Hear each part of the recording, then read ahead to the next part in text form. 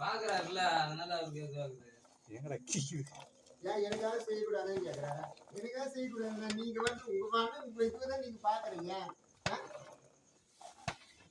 நல்லா மஞ்சத்தூள் கொஞ்சம் போட்டுக்கலாம் தேவையான அளவு, உப்பு தேவையான அளவு போட்டுக்கலாம். பலாக்காய் நல்லா வேக வச்சு எடுத்துக்கலாம்.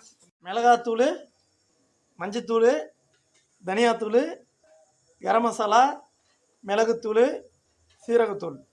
இது இப்போ நல்லா வேக வச்சு எடுத்துக்கலாம். கடாயில் கொஞ்சோண்டு எண்ணெய் ஊற்றிக்கலாம். ஏலக்காய், பட்டை, சோம்பு, வெங்காயம், பச்சை மிளகா.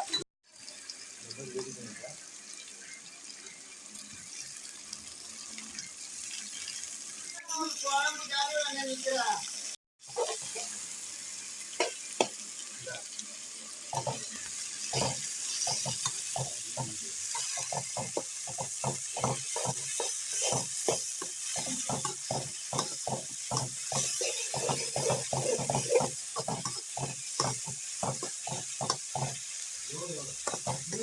வெங்காயத்தை நல்லா வதக்கிக்கலாம். கருவேப்பிலை கொஞ்சம் போட்டுக்கலாம். மஞ்சத்தூள் கொஞ்சம் போட்டுக்கலாம். பூண்டு கொஞ்சம் போட்டு நல்லா வதக்கிக்கலாம். தக்காளி கொஞ்சம் போட்டுக்கலாம் தேவையான அளவு தக்காளி போட்டுக்கலாம். தக்காளி போட்டதுக்கப்புறம் உப்பு போட்டு நல்லா வதக்கிக்கலாம். நல்லா வேக வச்ச பலாக்காவை வடிகட்டி எடுத்துக்கலாம். தேவையான அளவு தண்ணி ஊற்றிக்கலாம். தேவையான அளவு மசாலா எல்லாம் போட்டாச்சு. இப்போ கிரேவி ரெடி ஆயிடுச்சு. இப்போ பலாக்காய் கொட்டி நல்லா கிளறிக்கலாம்.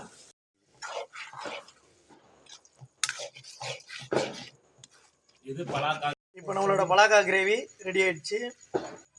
கொத்தமல்லி புதினா இது மேலே போட்டுக்கலாம் லைட்டாக டெக்கரேஷனுக்கு.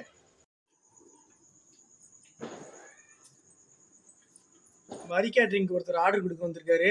அவர்கிட்ட இந்த கிரேவி கொடுத்துருக்கோம். எப்படி இருக்குன்னு அவர் டேஸ்ட் பார்த்து சொல்லிட்டோம். பார்க்கலாம். நான் ஹரி கேட்ரிங் சர்வீஸுக்கு வந்திருக்கேன். ஆர்டர் எடுக்கலான்னு ஒரு புதுமையாக ஒன்று செஞ்சுருக்காங்க பலாக்காய் கிரேவின்ட்டு. அதை நான் டேஸ்ட் பண்ணி பார்க்குறேன். அருமையாக இருக்குது. பலாக்காய் கிரேவி சூப்பராக இருக்குது. நான் ஆர்டர் எடுக்க தான் வந்திருக்கேன். நான் ஒரு ஃப்ரெண்டு மூலிமா வந்தேங்க ஹரி கேட்ரிங் சர்வீஸ் பண்ணவேல. கிரேவிலாம் சூப்பராக பண்ணியிருக்காங்க. சமையல்லாம் ஓகே இருக்குது, நல்லா இருக்குது, அருமையாக இருக்குது. இந்த பலாக்காய் கிரேவி புதுமையாக நான் இப்போ தான் டேஸ்ட் பார்க்குறேன். நல்லா இருக்குது, அருமையாக இருக்குது.